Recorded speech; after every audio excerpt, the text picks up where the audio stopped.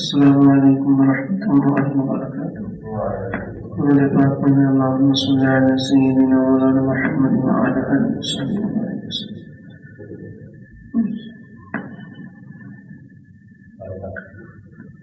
نويت سنة الاعتكاف، اللهم افتح علينا حكمتك وانشر علينا رحمتك، اللهم رب اشرح لي صدري ويسر لي امري واحلل عقدة من لساني يفقهوا قولي۔ بسم اللہ الرحمن الرحیم۔ جہنم کے بارے میں جو کچھ بیان ہوا کہ اس کے یہ سزائیں ہیں، جہنمیوں کے جسم کی بناوٹ اور شکلوں کے بارے میں بیان ہوا مختصر میں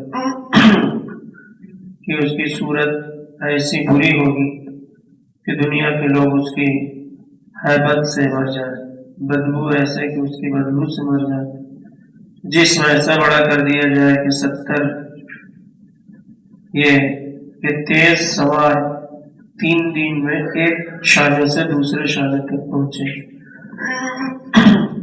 اس کی داڑھ احد پہاڑ کے برابر، کھال کی موٹائی 42 گز، زبان 1-1 2-2 کوس لمبی۔ ان مضامین سے یہ معلوم ہوتا ہے کہ کفار کی شکل جہنم میں انسانی شکل نہ ہو۔ ان مضامین سے یہ پتہ چلتا ہے کہ ان کی شکل انسانی شکل کی طرح نہ ہوگی، کیونکہ یہ شکل احسن تقویم ہے،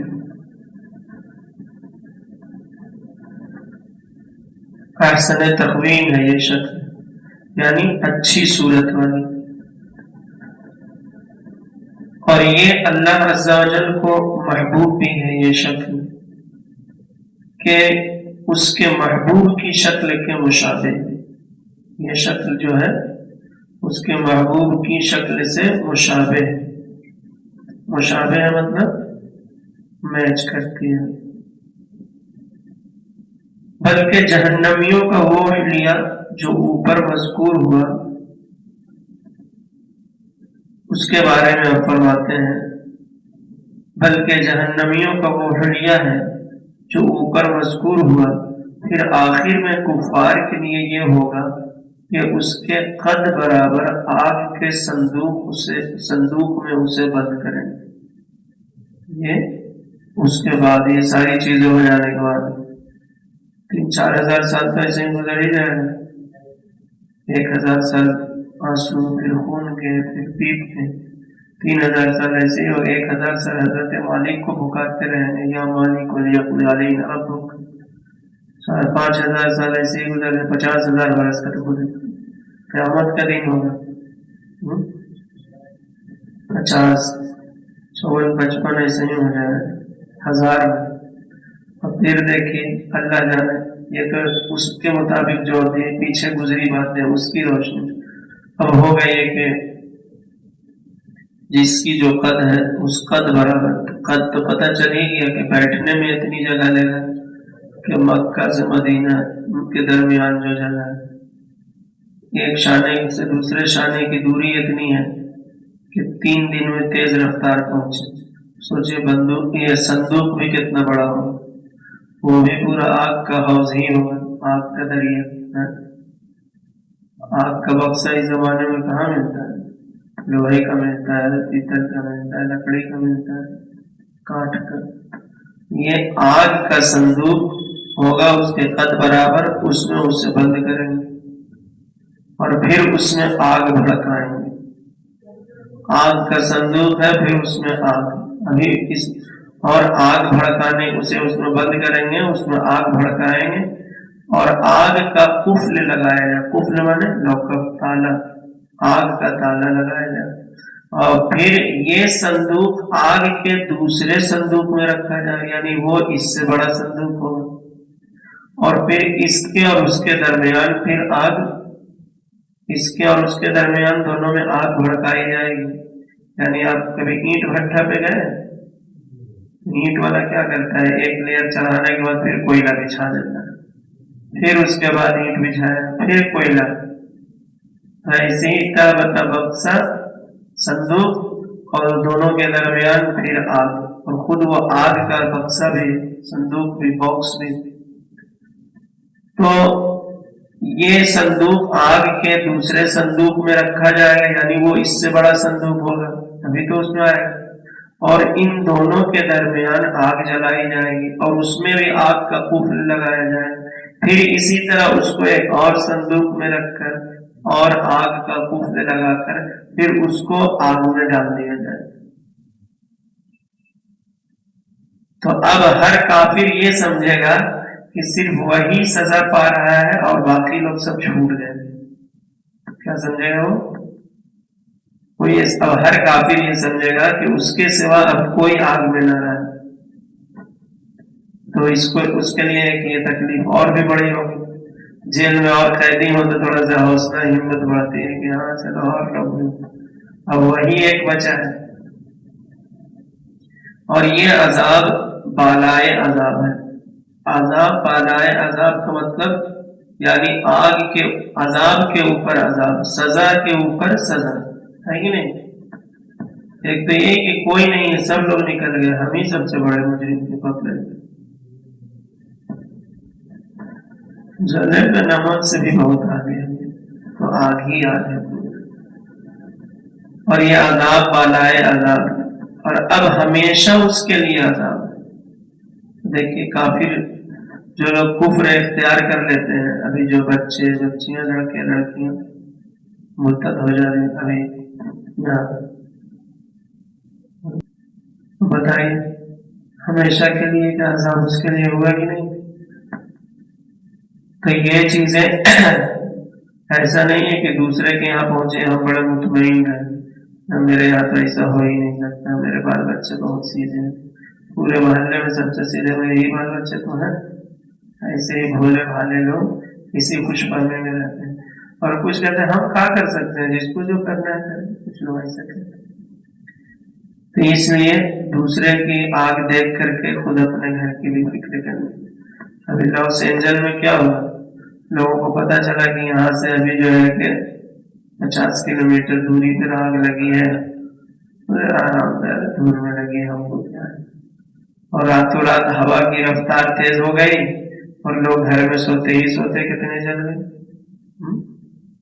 اگر ان لوگوں کو ہمدردی ہوتی کہ چلو 50 کلومیٹر دوری پر ہے تو ابھی سے ہم لوگ انتظام کریں اس کی آگ بجھانے کے لیے، لوگ سو رہے ہیں آرام سے. تو جب ہمدردی اور غیرت نہیں رہتی ہے تو دوسرے کا کیا اپنا بھی گھر جل جاتا ہے. کچھ لوگ اسی پہ ہاتھ دھرے بیٹھے رہتے ہیں، چلو دوسرے کا اپنا کیا.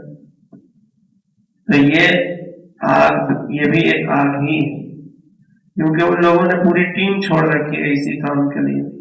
نوکری ایسے ملے یا نہ ملے، لیکن کسی مسلم بچی کو جو ہے کہ اپنے جان میں بچاؤ، نوکری بھی لو اور جو پیسہ بھی لو، اور پھر اس کے بعد چاہے مار کے پھینک دو، چاہے جو کرو، کوئی کیس نہیں.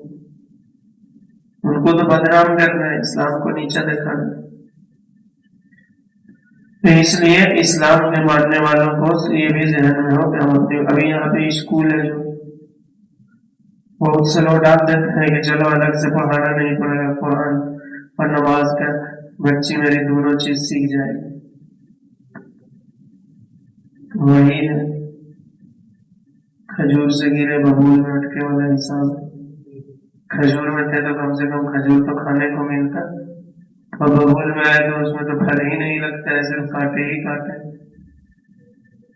اپنے لوگوں کو جو جلسہ جلوس میں اتنا راتوں رات 10-10 لاکھ 20-20 لاکھ خرچہ کر رہے. ابھی ادھر ایک جلسہ ہوا لگ بھگ 10-12 لاکھ اس میں خرچ ہوا.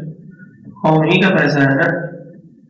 وہ جلسے جو شہر میں ہوتے ہیں ایک ہی تنظیم کے تحت سارے اہل سنت چلتے ہیں، تو پورے شہر میں سال میں 2 جلسے ہو کافی. ایک جو ہے کہ ربیع الاول شریف میں کر لیں، ایک رمضان سے پہلے شعبان میں کر لیں.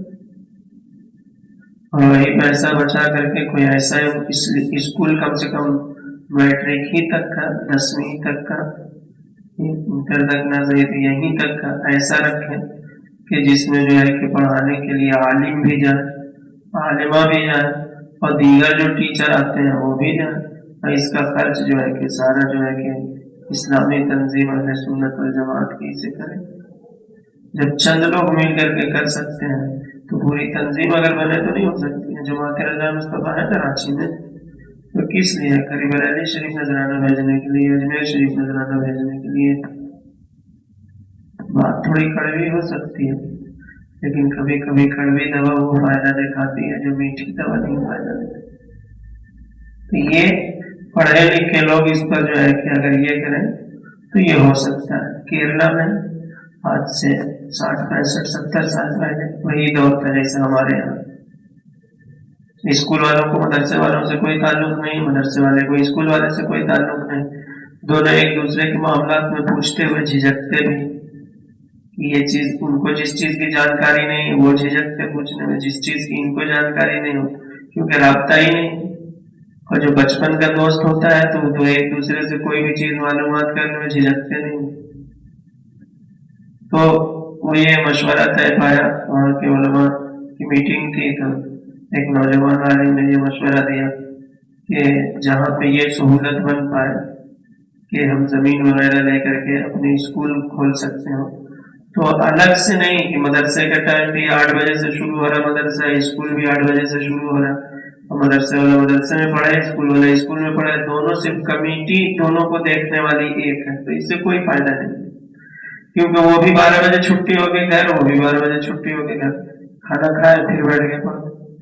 تو پرائیویٹ سے ایسا کچھ ان لوگوں نے کیا ہے انتظام، اور بہت بڑے پیمانے پر ہو گیا کہ اولاً پہلی بات تو نماز کی پابندی کی عادت ڈالی.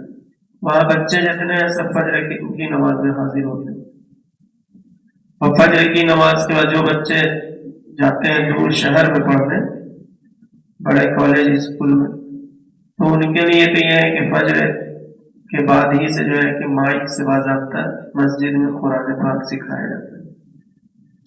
اور پھر وہ بچے جب آتے ہیں تو عصر اور مغرب کے درمیان ان کا مکتب جو ان کے علاقائی زبان ہے ملیالم، اس میں مسائل ان کو بتائے جاتے ہیں دیتے ہوئے دور والے بچوں کے لیے.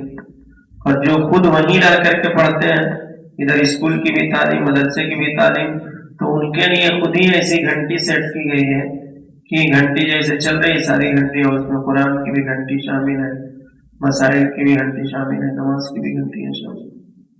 اور ان کے نماز وغیرہ کا جو ہے معاملہ اسی ہاسٹل ہی میں، اسی اسکول ہی میں، الگ جانے کی ضرورت نہیں. جو مدرس پڑھا رہے ہیں انہی میں سے ایک امامت کر دیتے ہیں.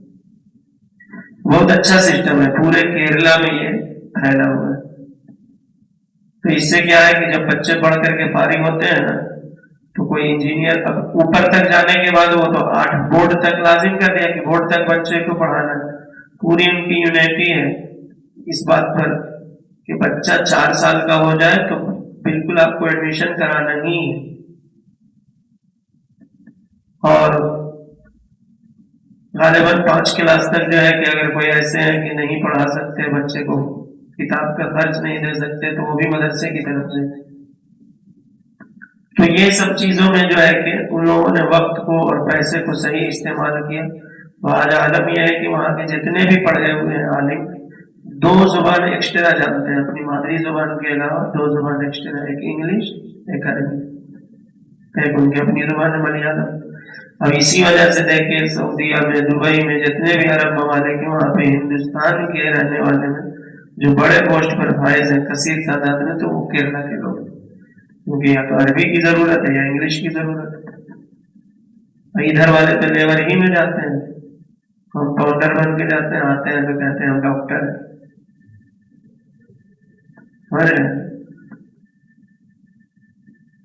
پلمبر والے میں ہیلپر بن کے جاتے آتے بولتے ہیں ہم تمہارے انجینئر ہیں.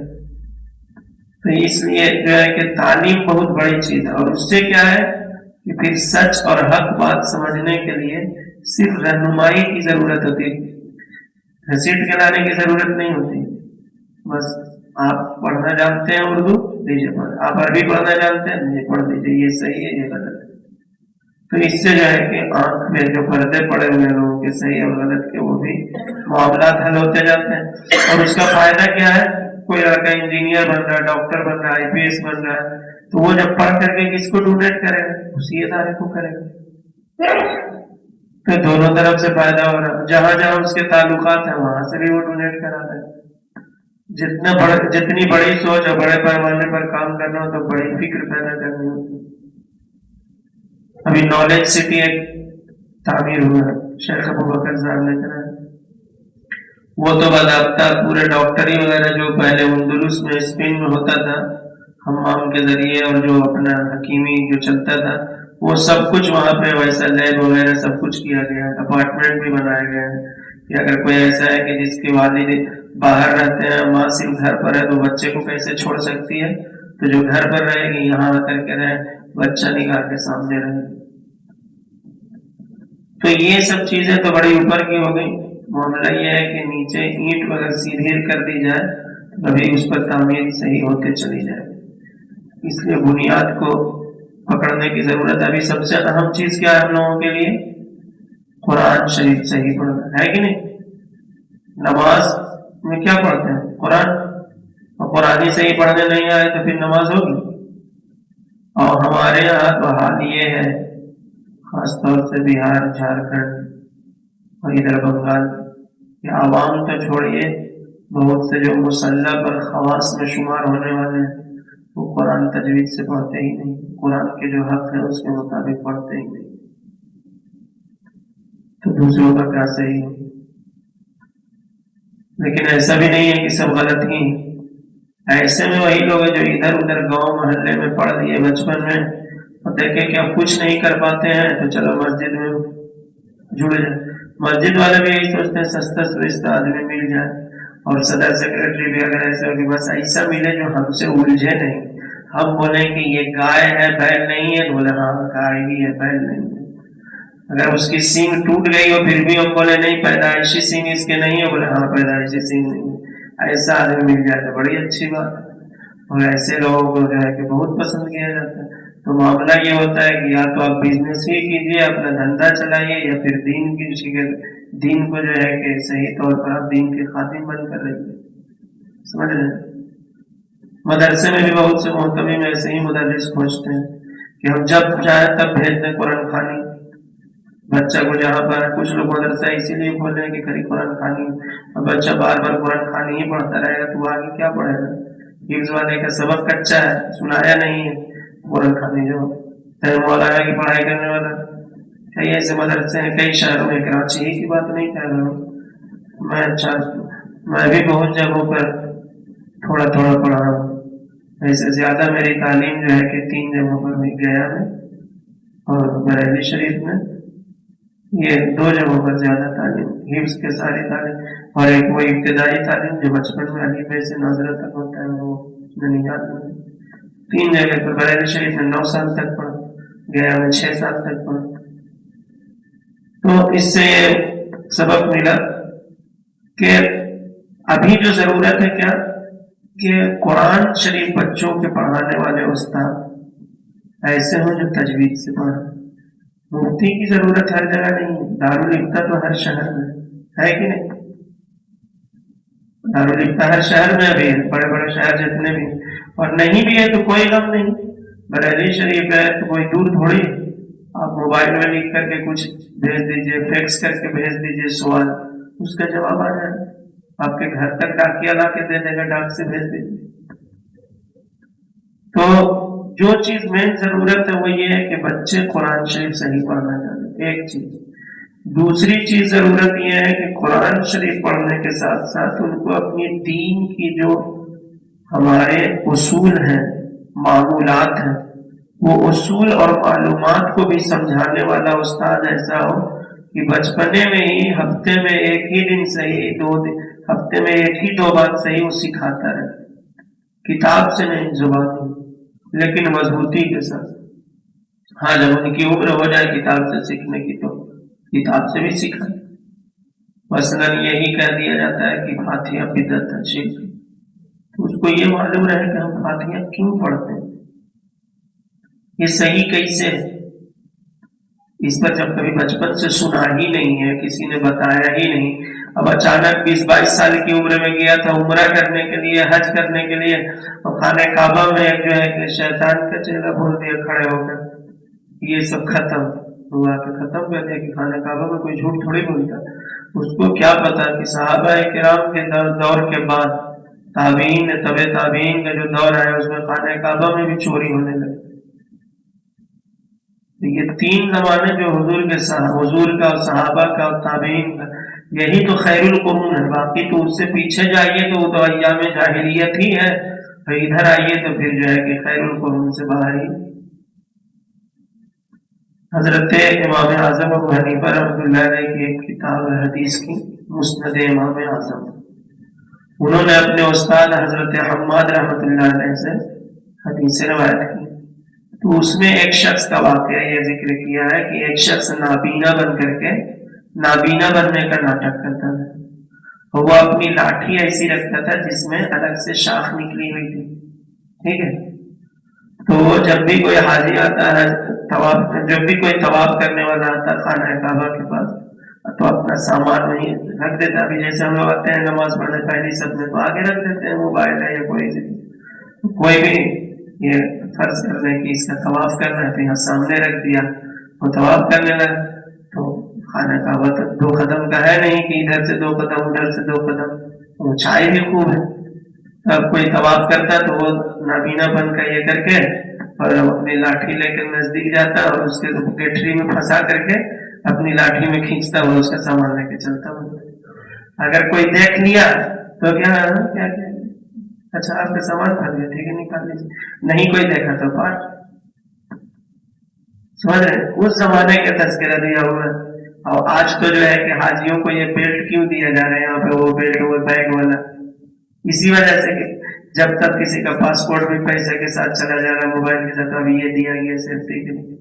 آج بھی جو ہے کہ معاملات بہت ناگفتگو ہیں، جو خرابیاں پھیل رہی ہیں تو ہر جگہ پھیل رہی ہیں.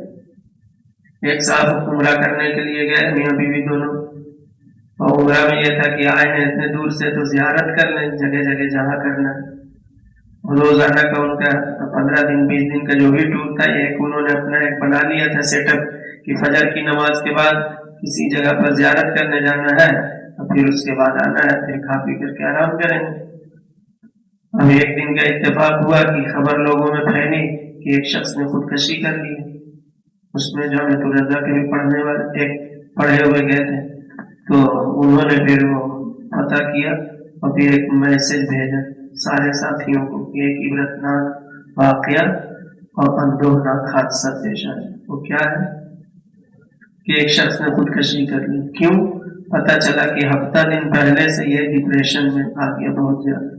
3 دن تک تو یہ ادھر ادھر خاک ہی چھانتا رہا ریگستان میں، کیونکہ یہ اور ان کی بیوی دونوں گئے اور بیچ ریگستان میں لے جا کر کے ڈرائیور نے کہا کہ گاڑی بند ہو گئی، ایئر لے لیا، تھوڑا دھکا دیجیے اتر کر کے، اور اتر کر کے دھکا دیا اس کی بیوی کو لے کے بھاگ گیا.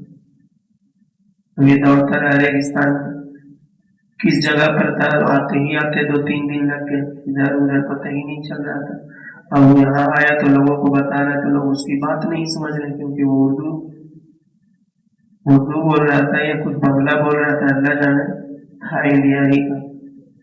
اور جو ہے کہ ادھر ادھر کیا، اس کو بار بار یہی کہتے ہوئے لوگوں نے سنا تھا آس پاس کہ ہم اپنے سسرال والوں کو کیا جواب دیں گے، اپنے بچوں کو کیا جواب دیں گے. آخر وہ پھانسی لگا. اپنے انڈیا میں بھی ایسا ہو رہا. تو یہ حالات بہت نازک ہے، اس لیے زیادہ بال بچوں کو ادھر بھیجنے کے بجائے پڑھنے کے لیے گھومنے کے لیے.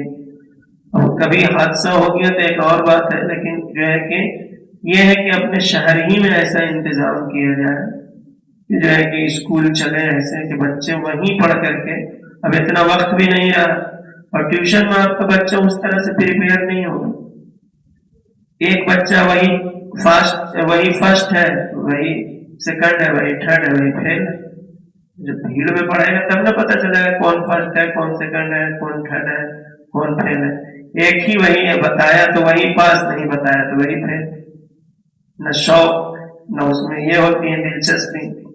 ریس جب لگتا ہے تب نہ لوگوں کے اندر جذبہ ہوتا ہے. تو یہ چیز جو ہے بنیادی چیز ہے، اس کو آپ لوگ سمجھیے اور اس پر کام کیجیے. مسجد بن گیا الحمدللہ، مدرسے کے بارے میں بھی سوچیے. باہر کے بچے رکھنے سے زیادہ ضروری ہے کہ اپنے محلے کے بچے، اپنے گھر کے بچے، سب کا آپ چھوڑیے نا، اپنے بچوں کے ذمہ دار ہیں نا. ان کو دین نہیں سکھانا، صرف سب کو ڈاکٹر ہی بنا دیجیے گا تو پھر جو ہے کہ جنازہ کون پڑھائے، نکاح کون پڑھائے، غسل کون دے گا.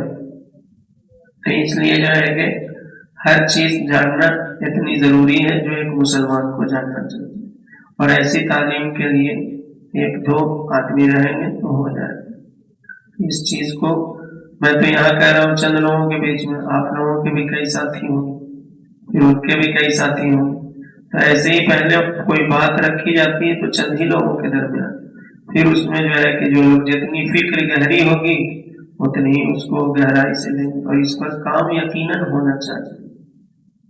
ادھر سے جو لوگ جاتے ہیں ادھر ساؤتھ میں پڑھنے کے لیے، تو اگرچہ ادھر وہ عالم کی دستار ہو گئی ہو، فاضل کی دستار ہو گئی، اگر اس نے بچپن میں تجوید سے قرآن نہیں پڑھا ہے تو اس کو ناظرہ پڑھواتے ہیں وہاں پر، کیونکہ وہ کہتے ہیں ہم اپنے مدرسے کو بدنام تھوڑی کرائیں گے، کل جا کے تم میرے مدرسے کا ٹائٹل لکھو گے اپنے نام کے ساتھ اور پھر اسٹیج پر کھڑے ہو گے ایک آیت پڑھو گے وہ بھی غلط پڑھو گے تو لوگ بولیں گے کہ یہاں تو سدھرا نہیں وہاں سے بھی نہیں سدھرا۔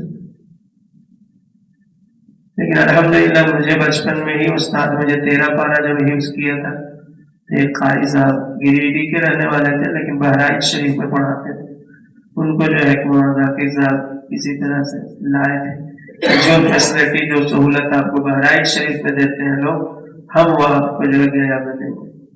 الحمدللہ میں تو پڑھا تو سب جگہ جو ہے کہ پاس ہی رہا، کہیں کوئی کاٹا ہی نہیں، بلکہ لوگ میرے پڑھنے کو سن کر کے کہتے تھے کہ نہیں تمہاری تعلیم بہار میں ہوئی ہم مانیں گے، اور کتنے لوگ تو مجھے بہار کا رہنے والا ہی ماننے سے انکار کر دیتے، بریلی شریف کے جو گاؤں کے لوگ آتے جمعہ میں تقریر وغیرہ سنتے، بولتے نہیں آپ بہار کے نہیں۔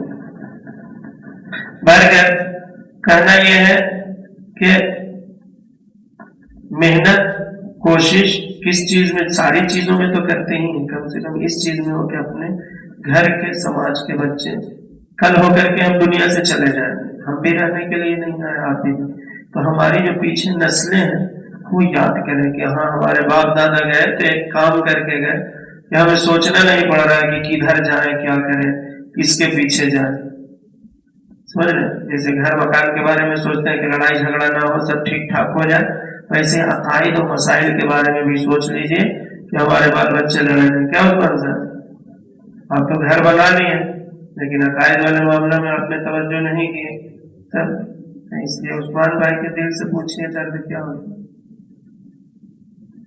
تو بہرکیف اب یہ جہنم کا بیان ختم ہو رہا ہے، جب سب جنتی جنت میں داخل ہو لیں گے اور جہنم میں صرف وہی رہ جائیں گے جن کو ہمیشہ کے لیے اس میں رہنا ہے، اس وقت اب دیکھیے یہ ہوا بالکل کیا کہتے ہیں اس کو، فیصلہ کن کام اب ہوگا، انگریزی میں کیا بولتے ہیں اس کو،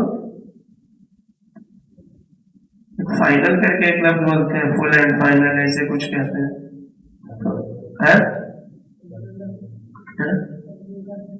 کنکلوژن تو وہ کمپیئر ہوتا ہے،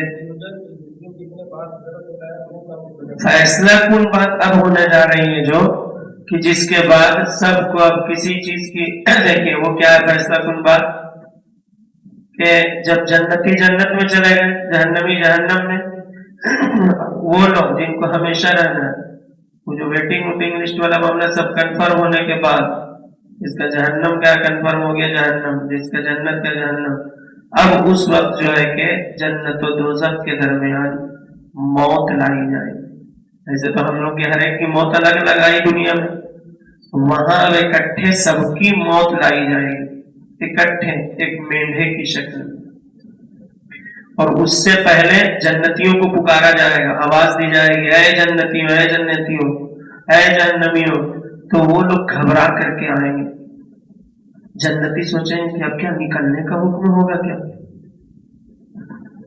کانپ جائیں گے، اور جہنمی خوش ہو جائیں گے شاید اب میرے رب میرے اوپر کرم فرمائے، شاید اب مجھے نکلنے کے لیے، کافر لوگ خوش ہوں گے کہ اب لگتا ہے کہ جہنم سے نکال کے جنت میں ڈالے جائیں، اور ادھر والے سوچیں گے کہ لگ رہا ہے کہ کوئی غلطی ہو گئی اب جنت سے نکال کے جہنم میں ڈالے، لیکن سب کو دونوں طرف سے سب جنت و دوزخ کے درمیان سب کی موت ایک مینڈھے کی شکل میں مینڈھے کی طرح لا کر کھڑا کریں گے، پھر منادی جنت والوں کو پکارے گا دیکھو ادھر دیکھو، وہ ڈرتے ہوئے جھانکیں گے، تو جھانکیں گے تو اس سے پتہ یہ چلتا ہے کہ جنت کے محلات اوپر ہوں، اوپر سے نا آدمی نیچے جھانکتا ہے मेंढा, मेंढा यही दुम्बा जिसको कहते हैं, दुम्बा अरब में जा दुम्बा होता है, उसके पीछे का गोश्त थोड़ा ज्यादा होता है रात में। वैसे राजस्थान में मैंने दुम्बा देखा है, वही मेंढा। तो मेंढे के तो मुनादी यानी निदा करने वाला पुकारेगा कि जन्नत वालों को, डरते हुए वो झांकेंगे कि कहीं ऐसा ना हो कि यहाँ से निकलने का हुक्म हो। फिर जहन्नमियों को पुकारेंगे, वो खुश होते हुए झांकेंगे कि शायद इस मुसीबत से रिहाई हो जाए। फिर उन सब से पूछेगा कि इसे पहचानते हो? वो मुनादी जो निदा कर रहा वो पूछेगा पहचानते हो? सब कहेंगे कि हाँ पहचानते हैं, सब पहचानेंगे उसे। ये कौन है? कि ये तो मौत है, ये मौत है। वो ज़बा कर दी जाएगी, जन्नत और जहन्नम के दरमियान वो ज़बा कर दी जाएगी। और वो ज़बा करने वाला कहेगा ऐ अहले जन्नत हमेशगी है, अब मरना नहीं, और ऐ अहले नार हमेशगी है, अब मौत नहीं। उस वक्त जन्नतियों के लिए खुशी पर खुशी होगी कि अब तो मौत ही नहीं है, खुशी पर खुशी हो, फूले नहीं समाये जिसको कहते हैं। और इधर इनके लिए गम बालाए गम, यानी कि गम के ऊपर गम, कि एक तो मुसीबत में थे, कम से कम मर कर इससे नजात मिलती, अब तो मौत ही ज़बा कर दी गई। नस्अलुल्लाह अल-अफ़्व वल-आफ़िया फ़िद दुनिया वल आखिरह, आमीन कहिए। इसका माना हुआ कि अल्लाह ताला हमें मुआफ़ी और सुकून दुनिया में भी अता करे, दीन में भी अता करे और आखिरत में भी अता करे।